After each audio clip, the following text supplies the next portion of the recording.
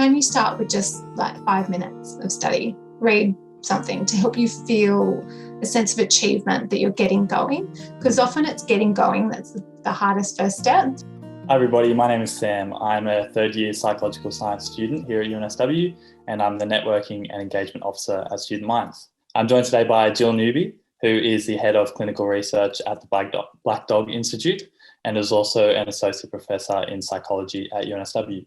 Jill, thank you for joining us today. Today we're going to answer a few students' questions on how to stay on top of your mental health and uni during lockdown.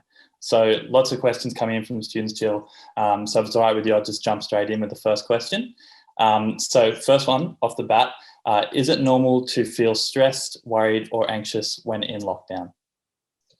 Yes, it is normal. I mean, we've done a lot of research on this over the past year or so, looking at how people are feeling during the pandemic. And we know that when people are in lockdown, they do feel more stressed. They feel more anxious. There's probably a lot of worry about COVID. There's lots of worry about their studies, career, worry about families, especially when they're separated from them. And financial worries are also another big one for students. I know sometimes when I'm in a bit of a mental health rut, I don't see the signs as quickly as I should. Is there anything that we can be doing while we're in lockdown, while we're a bit more isolated, while there's not family and friends around to pick up externally on the signs that we might be exhibiting? Is there anything we can be looking out for ourselves to look for suggestions that we might not be coping too well? Yeah, so there's a few different things, and it will depend on what you're looking out for. Some of the signs are changes in behaviour. You know, you're not acting like your normal self. You might be more irritable than normal, might be feeling more overwhelmed or like you're a bit more out of control than normal. Things like avoiding or withdrawing from friends and family. If you don't really feel like picking up the phone or don't feel like getting in touch with others, that can be a bit of a sign that things are a bit more difficult. If you're drinking or taking drugs or, eating a lot to try and cope with your feelings, that can be a bit of a sign things are not going well. All of this in extreme, obviously, not just a day of eating because you feel bad. It's sort of when things are more have occurred for longer, like days, weeks, months at a time. The other thing is sleep. So if your sleep's really out of whack, either you're sleeping way too much, many more hours than you normally would, and you just feel really tired all the time, or you're having difficulty falling asleep or staying asleep. There's some other signs that things might, not be quite on track for you. Yeah. So it's just important there to just be wary of your own behaviours, your own schedule, and just monitor that throughout the lockdown. Yeah, so we suggested the Black Dog, we've written up a mental health check-in sort of guide, which can take you through just to check how are you feeling, like what are you noticing in yourself, how you're feeling, how you're thinking and what you're doing. Have there been changes that you need to be doing something about? And once you've written that down, you can start to keep track of what those sort of warning signs are that you're in that rut or things aren't going so well. So I think that's one thing I would suggest people do, go through a sort of mental health checkup and check in with yourself to look out for those signs and write them down and come back to them every so often. It could be once a week, it could be once a month. Check in with yourself to see how you're going, or you might check in with a friend and they can sort of help you just figure out whether actually you might need more support or not. Absolutely. So if we're all being really cognizant of behaviour changes and just how we're doing in lockdown, if we can see that our mental health might not be where we want it to be, you just touched on a suggestion that you might have, but once we've maybe seen that we're not doing so well, do you have suggestions for what we should be doing in lockdown to look after our mental health? And that's not only if we can see that we might be not doing so well, but also just prevention in general. How can we keep on top of our mental health and keep mentally healthy during lockdown? Yeah, so I think there's probably a couple of questions in there. One's about what we can do to stay well, and then another one's about what we can do if we see things going badly or our mental health is really deteriorating. So if you feel like your mental health is getting a lot worse and you're concerned about your mental health, or you start to have thoughts about self-harm or suicide, then it's really important to get professional support. The first step I would go to is to talk to your GP if you have one, and to find a really good, trusted GP that you trust to help you navigate the mental health system and get you into the supports that you might need. They're usually the first point of call. Then I would be looking at a referral to a psychologist or clinical psychologist who can help provide psychological therapy and more in-depth strategies and tools that can help you manage your mental health. Or you can look to sort of the UNSW counselling service. That's another option that can help provide free support and help you link in with more longer-term supports if you need that. If it's an emergency, I would say it's really important to get immediate help, and that might be actually going to hospital, or it could be calling 000 or calling a mental health hotline who can talk you through the options. So they're the more, if you feel like your mental health is deteriorating, it's really important to seek professional support. The other side of it is around what you can do to stay mentally healthy.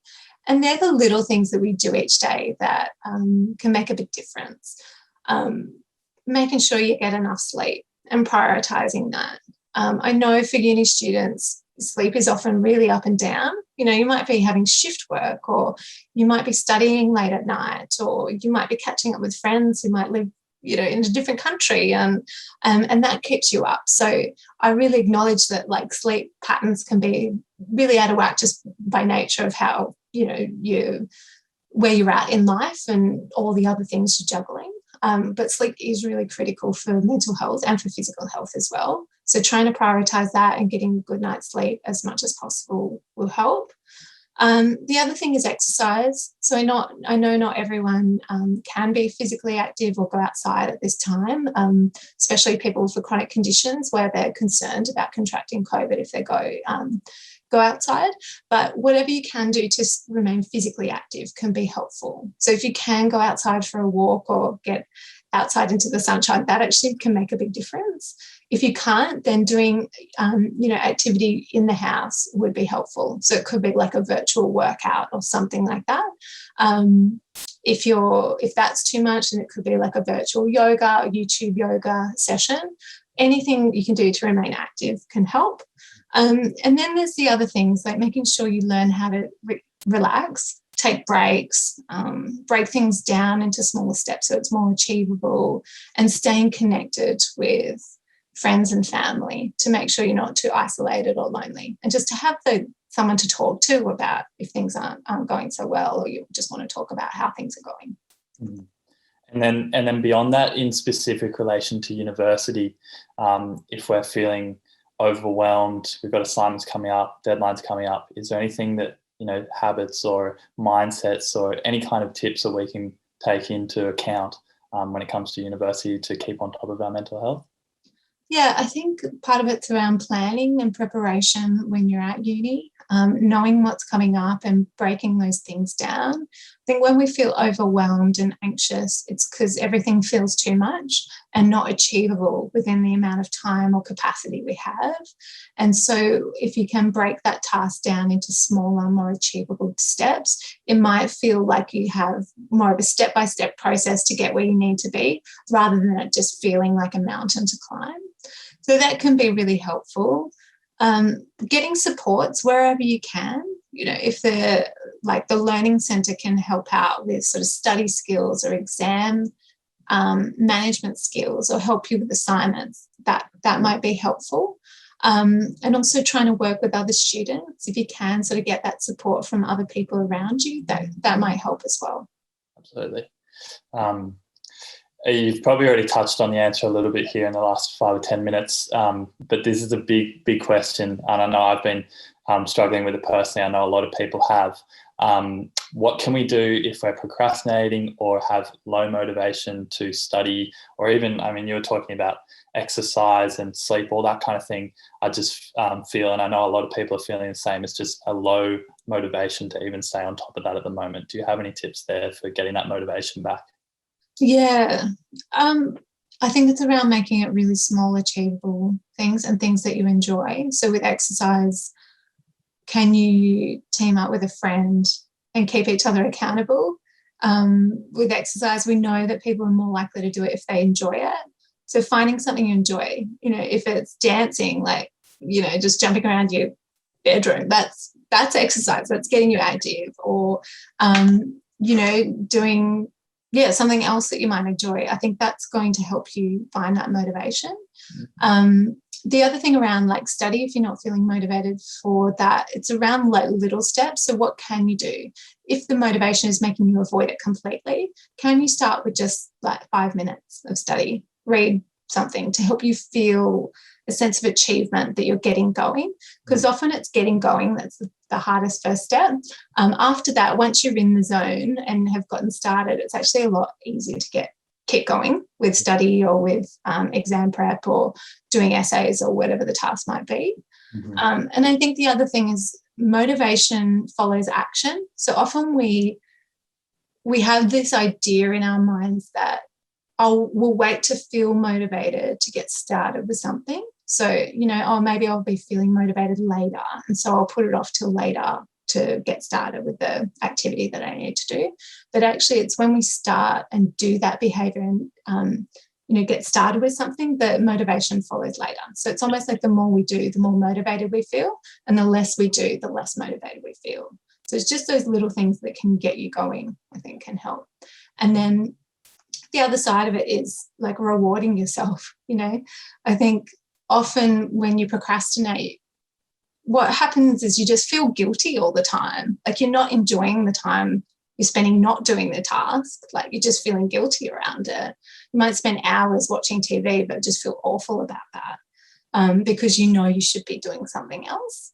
But what I would say is like try and enjoy the time. If you're choosing not to do like your uni study or whatever you need to be doing, actually focus on that time and use that as a mental break, and then get back to the thing that you need to do later.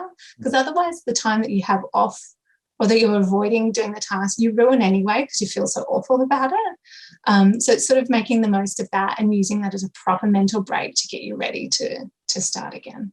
Yeah. There's also some really good guides on online. The uni website has some procrastination strategies, how to overcome procrastination, and some other really nice tools and tips for different things that uni students can be affected by, like exam stress and worry. So, look at the website as well. That might help.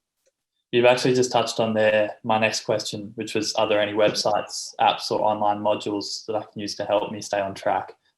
So you mentioned that one. You also mentioned the one from the Black Dog Institute to, see how you're tracking with your mental health. Is there any other resources we can access as students? Yeah, so there's a few online programs and apps that can be helpful. So This Way Up has a student mental health course, and they've got a range of other courses for stress and mindfulness and other types of mental health conditions like depression and anxiety, if that's what you're feeling at the moment. Black Dog also has a range of online resources as well. So take a look at our website. We've got a list of the things that might be helpful. The uni website, as I mentioned, has some really great, like quite bite-sized, brief tips and tools to help. And then there's apps like, say, Headspace or Smiling Mind. They teach really brief meditation exercises, which are very doable. It sort of builds up. So you might start with a 2 or 5 minute meditation. And we know that not everyone likes mindfulness or meditation. Some people just hate it and can't stand it, but whereas other people find heaps of benefit from it. So if you haven't given it a try, I think give it a go for like a week or so, see how you find it. But apps like that can be very helpful. So that's Headspace and Smiling Mind. So Jill, I think during this lockdown, social media and media is playing quite a large role just by the nature of the lockdown and everything being online. Do you have any tips on the way we should be interacting with media and the way we should be interacting with social media and things we need to keep in mind while looking after our mental health? Yeah, I think it's a good question because social media and media can be a bit of a double-edged sword. On the one hand, it can provide us with really helpful information, get us to stay up to date. It can help us connect with other people. It can help us have a sense of belonging with the community and the world. Can also help us stay in touch with loved ones from overseas. So in that sense, there can be a lot of positives. But on the flip side, it can have some negatives as well, particularly for your mood. So we know that when you have a lot of media exposure, meaning you read the news or you're getting a lot of media on social media or other ways, it can increase anxiety, particularly around COVID. So, and that's partly because there's also doom and gloom information, very sensational headlines that are like clickbait. They talk about the worst case scenarios and the surging rates of COVID and the escalating nature of this whole thing and how terrible lockdown is. And that can be very anxiety provoking. So I think the first thing is to understand the impact on you and your mood. If it's not having a negative impact, then it's not really necessarily an issue. If it is making you feel more anxious or stressed or down, then it's really worth limiting it.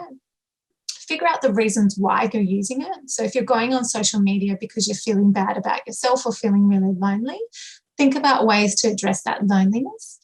Or if you're bored and have nothing to do or procrastinating, think about other things that you could put that are more positive and proactive in that time during your like risky times for using social media. Something that you enjoy but may not be focused on media. And then the other thing is around, we try and recommend a digital detox at night if possible. I know it's really hard, but we know that when you're like looking at your phone a lot before bed, it can interfere with your sleep and make it a lot more difficult to go to sleep as well. And because sleep's so important in mental health, really try and limit it as much as possible at night if you can. Yeah, absolutely. So Jill, I think we've got time for one more question. So just to summarise, if you could give us 3 tips to look after our mental health in relation to uni work during lockdown, what would they be? The first one is stay connected. Make sure that you are connected and staying in touch with family and friends to make sure you're not too lonely or isolated. The second one is just go easy on yourself. There can be a lot of pressure. And so try and reduce the expectations because it's a tough time right now. And then the third thing is just remember it's going to get better.